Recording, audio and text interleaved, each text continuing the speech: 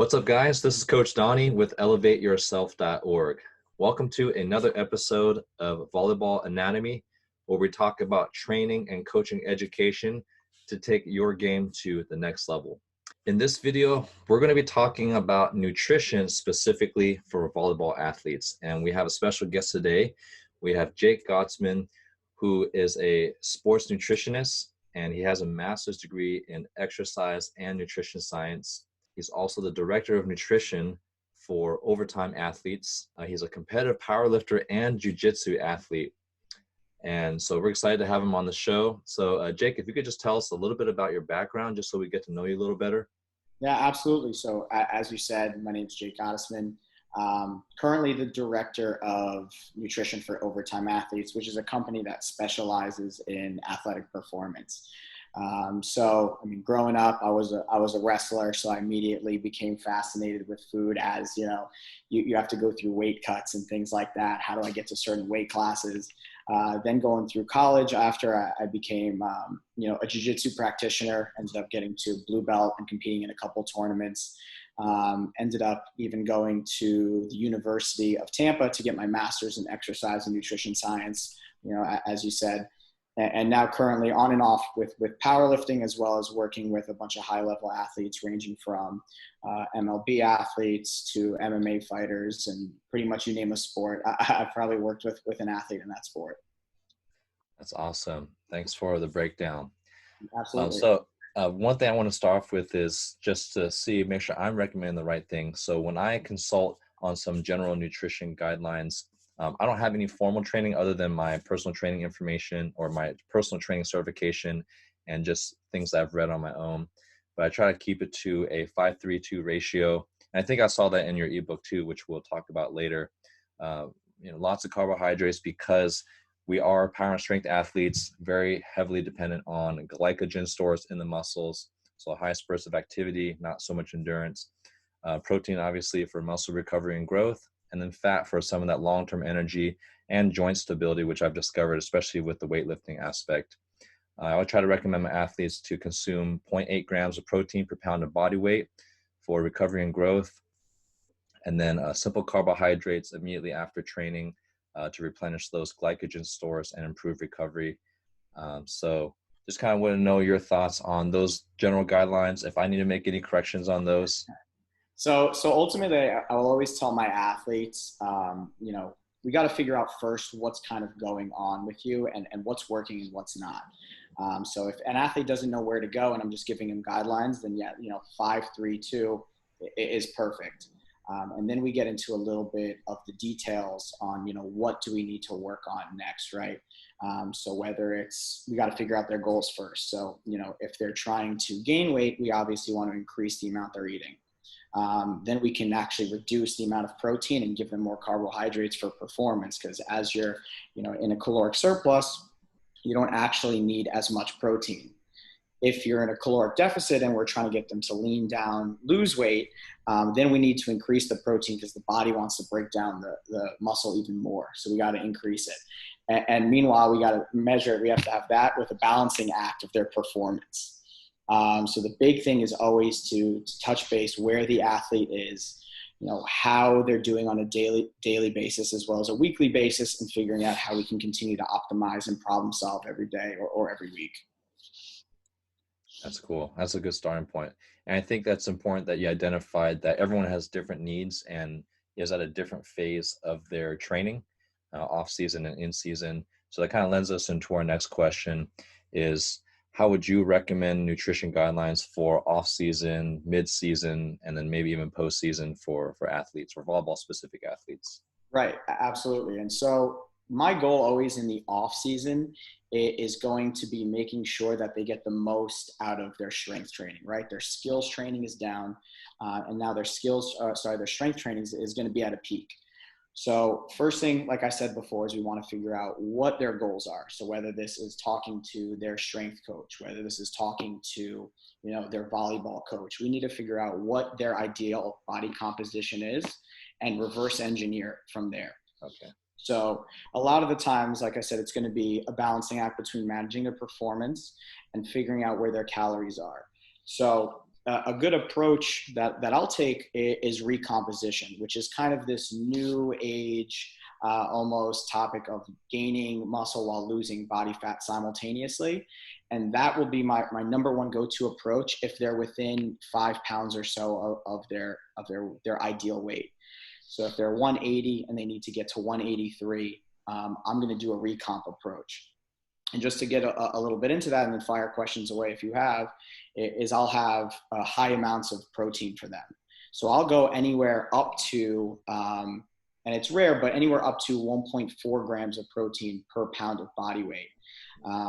There's a couple reasons why this works. One of them is the thermic effect of protein, where the body uses 20 to 30% of those calories from protein to actually, it needs to use it to break down the actual protein. So if you're taking in 1,000 calories in protein, the body's actually only using 700 to 800. And so then you play around with the carbs. Are they feeling good on this level of protein? Are they feeling good on this level of carbs? Do I need to cut down a little bit of protein? Do I need to up it? And so that's usually my go-to approach if I have to. And if we have to go to a classic bulk cut, which you know, I'm sure a lot of people are familiar with, then we'll do that as well. But like I said, it's reverse engineering their goal and going from there. Okay, so figuring out what their target body weight is, and then depending on how close they are will determine what approach. And if they're pretty close to the limit, they can recomp because they're trying to maximize some of those muscle gains while getting leaner at the same time, Right, versus like a absolutely. 30-pound deficit where they just need to lean down a lot to reduce the Right. body weight. And then in season two, it's you know, how much are you playing? Are you a starter who needs to be, you know, performing every day of the week? We need to up the carbohydrates. He has a good body composition. Then we can do that. Or maybe he's a guy who's, you know, riding the bench, or he's not playing enough time, and we can actually focus a little bit more on his body composition as opposed to his actual performance. Now, we obviously want to make sure he's feeling good, but we can almost get away with a little bit more with a guy who doesn't have to be, you know, on the ball every day or on point every single day. We can get away with him maybe being in a caloric deficit to drop some extra pounds or to lower the carbs. So it's two different athletes kind of figuring out what we need to do and depending where they are in the season as well.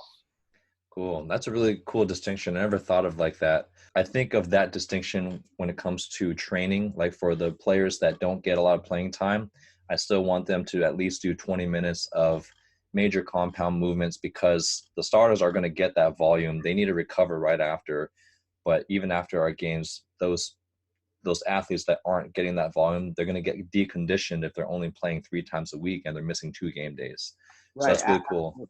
And yeah, like you said, so similar with training, right? You can get away with a little bit more training for those guys who aren't playing as much, as opposed to the guys who are playing, you know, every day. And it's like that with every sport. Okay.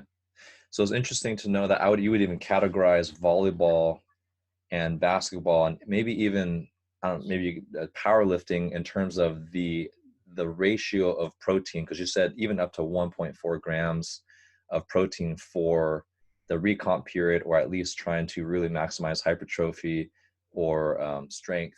So even though volleyball athletes are leaner, they still want to keep that really high ratio of protein intake. Right. Yeah. And so if they get to that point, we can drop it down a little bit, right? Because now the focus isn't necessarily recomposition. It's now, you know, recovery from the protein, not necessarily putting on mass. If it needs to be hypertrophy and they need to gain, you know, a little bit more muscle mass, then we may want to up the protein. But if they're at their ideal comp or even, you know, running on the lean end, we don't really have to focus that much. We can keep them at that low end of 0.8, you know, grams per pound, and then load them up on carbohydrates and even maybe give them an extra 5% for fat. So definitely that for volleyball too, because it's the almost one sport where the meet day is nothing like training. So in training, you know, you might hit your reps of 5, 6, 7, even 8. On meet day, you have to hit 1 rep, which, as you know, if you think about it, it's not really the anaerobic system, which is predominantly carbohydrate ran. It's the phosphagen system at that point. So it's almost the one sport where the training nutrition requirements is almost very different from what is actually needed on meet day. And not to go off topic, but I'll always say you want to make sure your competition day, no matter what sport it is, or maybe pre-competition, you're eating the same foods that you're used to eating. So a lot of people, and I'm sure you see it with athletes, they may eat potatoes, white rice every day of the week. And then the day before their competition, they decide, I'm going to scarf down a bowl of pasta. Yeah. And it's like, whoa, you haven't had pasta in months. You don't know how your body's going to react. You don't know, how you're going to feel the next day. You're going to feel sluggish. So it's always important to keep the training almost as close to meet day as possible, and even, nutrition wise for sure. Yeah. That's a great recommendation. It's interesting. I mean, it shouldn't be surprising, but it's really cool to see all the parallels between nutrition training and physical training, because one common mistake that when I work with athletes is we get so amped up and we try to over engineer the game days. So we'll Right. do this great dynamic warm up, and then that one day, for some reason, they want to tack on like an extra band work, and it just throws off your neuromuscular coordination. You don't feel warm the same way, and it actually could lead to an injury because you're just not amped and prepped the same way. So I'm sure the same way with food too. Absolutely. So if you can provide us maybe a sample meal plan for a typical volleyball athlete, like what they would eat for breakfast, lunch, or dinner, or if you would even prescribe like a 3 meal plan. So if you had a volleyball athlete in high school or college that says, can you write me a meal plan? What foods can I eat? Sure. So that's going to also depend on where their training is. So I'll just make up where their training is, and we'll go from there. So in the morning, the first thing I would do, let's say I don't have a training session right away, is have maybe a complex carbohydrate, something as, an oatmeal, as well as you want to pair that with a protein. So complex carbohydrate like oatmeal. So it gets digested slower throughout the day. No insulin spike or crash, and then obviously protein, to help with muscle protein synthesis, recovery, all of that.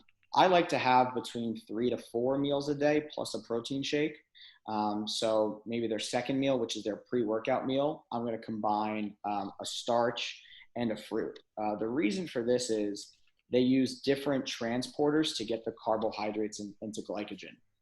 So for those of you who don't know, when you eat carbohydrates, your body will store it as glycogen. So if I have, a piece of toast pasta, it's going to go, let's say, to my bicep, and the carbohydrates are stored in my bicep as glycogen. And when I do a bicep curl, it's getting burnt right there in that actual area. So if I'm doing squats, it's going to burn it through my legs, for example. So you always want to make sure that glycogen is full. Now, if it's pre-workout, a starch will have one transporter and a fruit will have a different transporter. So you can think of it almost as 2 lanes in a highway. So if you have 2 lanes, one lane is using that starch, one lane is using that fruit. If you're only using starch, we're only taking care of one transporter. So you want to use both. So you can use that starch and a fruit pre-workout, obviously moderate protein. And then if you want to add in caffeine too as a supplement, you can do that, because that actually also increases the rate at which carbohydrates go into glycogen. So that's something we'll probably talk about later. We don't want to abuse caffeine, but just to add, you can definitely have some, maybe a tea or a coffee. Post-workout. So post-workout, I like to go, just protein shake. But if there's a second training session that day, you want to add in another carbohydrate. Like I said before, you want that glycogen stores to be full. We're, at the end of the day, we're all Ferraris. We want the tank to be filled with gas, not empty. So if you don't have any other training sessions, you can just go a protein shake. If you do, add a carbohydrate in there. And then, towards your last 2 meals or so, if you don't have any more training sessions, you can go something moderate protein, moderate fat, moderate carbohydrate, depending on your individual macros. So, anywhere from, you can have one meal be a fat dominant meal, such as, spinach salad with chicken and avocado. And then you can have another meal, maybe more carb dominant, maybe, steak and white rice. And then always add sodium to all your meals, especially for athletes. That's going to help with muscle contraction, everything like that. And then if you want to add in, I like to have cottage cheese before bed, because cottage cheese is a great slow digesting protein. That'll, the amino acids will leak into the muscle, slowly, as compared to a whey protein. So that's kind of my all around meal plan for as many people as possible. That's great. Those are some great guidelines. And it makes it just easy for us, popular foods, easy for us to prepare and to eat. So let me see if I understand correctly. So for a high school athlete that maybe doesn't have the luxury of like that morning training session, just has a game day, Mhm. They can start off with that complex carbohydrate meal, the oatmeal with some protein, maybe a couple eggs, or even just a protein powder. And then for lunch, so you would recommend getting that multi simple carbohydrate consumption even midday, not just post workout, like a sandwich. So you got the starch, and then with the apple, so you have your that, and then before game. This is a question we always get to: is what would you consume before game? How soon before? To make sure we don't feel sluggish, but then we also don't feel hypoglycemic type of thing. Right, right. And so I'm going to sound like a broken record. I'm going to sound boring. That's, it's what happens when you get a master's. You think of but you want to, like I said before, you want to keep it as close to training as possible. So whatever you're used to having before training and you feel amazing when training from that pre-workout meal, that's going to be your pre-game day or tournament meal. Mm. You don't want to switch it up. You don't want to change it. And now if you're not sure what your pre-training meal is or not sure if you're optimizing it, that's when we play around and I can give suggestions. So I'll even tell my athletes, like, if you feel great before game day and before your competition, that's fine. Don't change anything. Yeah. Now, if you feel like we can optimize or get better, here's where I can help. And that's where I was talking about that starch in a fruit, right? Load up that glycogen stores, maybe even have a juice on you, right? Orange juice, apple juice, and then intra-workout carbohydrates, something like a Gatorade and even an electrolyte complex. Because that's something that's overlooked a lot of the times too. Even, hey, I'm drinking my water, I'm staying hydrated, but your sodium levels are not high at all. Yeah. So you definitely want to make sure your electrolytes are on point, your hydration is on point, and that your carbohydrates and your glycogen stores are full. So moderate protein, a starch and a fruit before your workout, and then even maybe a little bit of caffeine, depending on you as an athlete and how you've been handling caffeine throughout, your training cycle and off season. Mm-hmm. That's great. So if someone doesn't know, they can just experiment with those general guidelines of those types of foods to see what makes them feel the best. And once they find that perfect combo, they need to lock in and keep that super consistent. Is that pretty much how it's going to go? Yeah, absolutely. And then we can always continue to optimize and play around. We can always get better. But the thing is to obviously experiment not on game day, right? Yeah. Experiment before. Do all your crazy combinations of food beforehand, not on game day. Yeah. Another thing I add too, this is also culturally specific. So I'll have clients. So for me, being Asian, I can overload on rice and never feel sleepy. But I know other people that grew up on bread and potatoes, if they eat one bowl of rice, they can go to sushi, they just feel wiped out. But then they can play a game on like the heaviest country fried potatoes where I feel knocked out. Right, right. So someone else's diet might not work for you, and it is very regional specific, even if you are in the same culture. So I thought I'd add that in there. Absolutely, right. I mean, I'm originally from New York, so when I came to Florida and there's country fried steak everywhere, and I tried having it pre-workout, I'm like, I got to take a nap before I go home. I need either 2 scoops of pre-workout or I need to take a nap. Those are the 2 options I have right now. So Yeah. Isn't that crazy? Like heavy is like all the spectrum of fast, the trans fats, the hydrogenated oils, like it's very like culture specific because you can have. So like in Chinese cuisine, we will literally eat cubes of pork fat. But because I grew up eating that, I feel energized. But then if I so my wife is white, so we'll go eat a country fried steak. It'll probably be the same amount of fat, but I feel just wiped. I feel dizzy just eating that. right, right, right. Which is there was actually a boxer, I can't remember his name, but post weigh-ins he was of Mexican descent, and his coach was like, "What are you getting post weigh-ins?" And he's like, I want I want pasta and I want lasagna." He's like, "You can't do that." He's like, that doesn't run in your DNA. You can't have that. And he's like, "I'm gonna do it, whatever." And then immediately sluggish the rest of the day. The coach was yelling at him. He's told you needed something else. You needed something that's in your blood, man, in your heritage, Yeah, in your ancestors. So it's funny so because true. we see those stories, and you sometimes we even see research that backs some of this, almost bro science from time to time. Yeah, yeah. Cramping is a huge situation. So for volleyball tournaments, I don't know if you've ever worked with or kind of observed the workload of a volleyball tournament. So it's just max effort for like 8 hours straight. Right. And then on top of that, most volleyball tournaments are in gyms that are just poorly insulated, so they're sweating their butts off. So how would you manage, cramping, and what can you teach us about what happens and why cramping happens? Right. So from a lot of it is some of it's training, some of it's nutrition. So obviously, if you've been, like we've said, if you're training every day 100%, and then you go into one of these tournaments that are 8 hours long, you're more apt to cramp, right? So you obviously need to make sure you're fully recovered and you're peaked for that day. Obviously make sure you're sleeping. In terms of nutrition, this is going to be a lot on carbohydrates and electrolyte consumption. So one of the things is when you have carbohydrates, obviously it brings water into the body. This water carries electrolytes, so you'll have more electrolytes readily available. If you don't have enough or you're not properly fed, you might be lower on the normal electrolyte levels that you're used to and more apt to cramping, because things like sodium, potassium, that's what's in charge of muscle contraction. So if these are low, your muscles aren't going to contract as well, and you're more apt to cramp.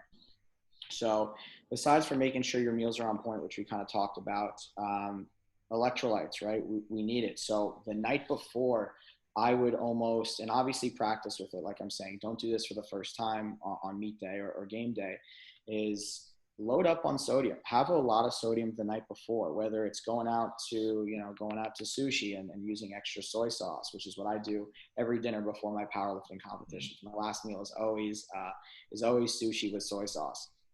And so loading up on that sodium, having a few bananas or even avocados, which are high in potassium. And then that morning, almost doing the same thing, which is salt all your foods, have good fruits, have, avocado if you need, and then make sure you have an electrolyte powder or an electrolyte drink. So whether it's an intra workout that you're sipping throughout the day, or a Gatorade, Powerade, something like that, even a Pedialyte. Pedialyte is chock full of electrolytes. That might be, a hidden secret that many people don't know about. It's not just for babies. It's for athletes as well. So playing around with that, especially during practice, especially when, you're in a tournament that's long and it's poorly insulated and you're sweating, and you just need to make sure you're constantly hydrating yourself, constantly feeding yourself, and as well as making sure that you're getting enough sodium and total electrolytes to fight off against the cramp. Mm-hmm. I've also found success with magnesium supplementation. I would eat 2 bananas, and then I would eat avocados and things that you suggested in Gatorade, but I still found that I was cramping, especially as I got older into my mid-30s. And so how does, I only loosely read that magnesium was another salt that we needed to incorporate. So how does that play a role in helping minimize some of the cramping? So magnesium can definitely help, because if you're low on magnesium, you're obviously, it's another thing that's going to contribute to you cramping. So if you just want to add in, a magnesium supplement, even the night before, a lot of people have a lot of luck with magnesium before bed to aid in sleep.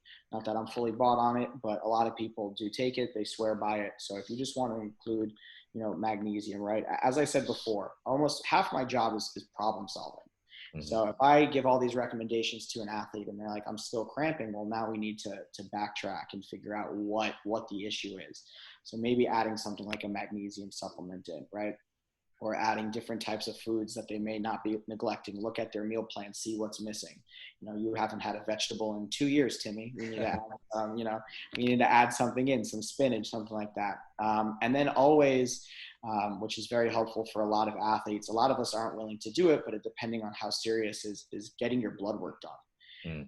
If you can get your blood work done, see maybe what vitamins you're lacking in. You can go from there and say, oh, my magnesium levels are nowhere near where anything else is. And it's like, well, now I know to include magnesium foods and supplementation, even if, my diet doesn't have those foods that contain whatever I may be missing. Yeah. Yeah, that's a great guideline. You got nothing to lose by getting that blood work done. You'll learn something about yourself that you might be deficient in. Well, last question for volleyball athletes. Creatine, and we know that it's pretty much undisputed positive effects, one of the most studied supplements for adults. But what's your thought on high school athletes that do want to start taking creatine? So I'm on the fence. because reason being, there has been no research that I'm aware of that has suggested there's any reason why high school athletes can't take creatine. There has been nothing that I'm aware of, and if someone is aware, I'm willing to learn and hear whatever is going on. But I've yet to see any research that suggests that high school athletes shouldn't take creatine. That being said, the reason I'm on the fence is I always have to take a pause when high school athletes or younger athletes are going to start supplementation. The reason being is I don't want them to be dependent on it for the rest of their life. So if I have a 20-year-old athlete, 21-year-old athlete, and he says, how should I take creatine? I'll say take 5 grams a day for the rest of your life and don't stop, right? You don't need to cycle off of it. But I don't want to say that to a 15-year-old, 16-year-old who may be taking creatine in absence of a good diet, right? They may be thinking, I'm taking creatine, I don't know that much, I'm doing it instead of a diet. And I don't feel comfortable suggesting that they should take one thing for the rest of their life at that age. I think they should prioritize things like their training, their nutrition, proper sleep. And then when they get a little bit older, they can take creatine. So I'm on the fence because, like I said, I'm not comfortable telling someone under the age of 18 that they need to take a certain supplement for the rest of their life. Yeah. And I don't know if and a lot of the times their parents don't know what it is, and they're not okay with them taking it either. So it's almost where I might even suggest, let's take it for 2 months going up to a big competition and then cycle off of it for a bit. I would never tell any other athlete to cycle off of it if they're a little older, but that may be, the approach that we want to take with younger athletes to get, the benefit from creatine, but still don't teach them to depend on that specific supplement for the rest of their life. No, that's a good take. I never thought of it like that. Especially since as a young person, your body is still trying to establish a baseline. And not to say that creatine is poisonous or can throw off your hormonal balance, but like you said, there's just haven't been studies done on that population with creatine consumption. But I think the deeper issue is just the challenge of having adolescent athletes have a consistent, healthy diet with whole foods, with well-distributed macronutrients. That creatine is going to give you maybe like 0.1% advantage, because the bigger advantage is they're just not eating the right foods in general. Right. Whereas older athletes, you can lock the main meal downs and the protein supplements, and then you want that creatine to really push you, get that extra 5 to 10% power advantage. Absolutely, I couldn't agree more. And if I take away that creatine from a younger athlete, and that forces them to dial down double on their nutrition, then that's a win, and they didn't need the creatine in the first place. Yeah. Cool. Well, that's all we have time for this episode. Make sure you stay tuned, because our next episode, we're going to be doing a Q&A with Jake Gottesman, where he gets to answer a lot of the questions that you guys have been asking through YouTube and Instagram, both volleyball and non-volleyball related, but all sports nutrition related. So if you enjoyed this conversation and want to learn more about nutrition for sports performance, then check out Jake's ebook, which I'll link in the description box below, which is an excellent guide for understanding how to utilize proper nutrition to maximize your performance and your health. And he's done us a huge favor. He's actually offering 50% off of his ebook to all the listeners of this show. So make sure you guys take advantage of that, and that a discount's already applied in the link. So all you got to do is click that link, and a lot of great information will be on your way once you purchase it. Is there anything else you wanted to provide for us? Maybe your website or how we can get connected with you? Sure, absolutely. So like Coach said, you can obviously find the book in the description. If you guys want to talk to me, ask me questions personally, or even potentially, work with me one-on-one, you can check out my Instagram, which is jgott with 2 T's _training. So JGOTT_training. And then if you want to check out our website and even apply for coaching there, you can check out overtimeathletes.com. Awesome.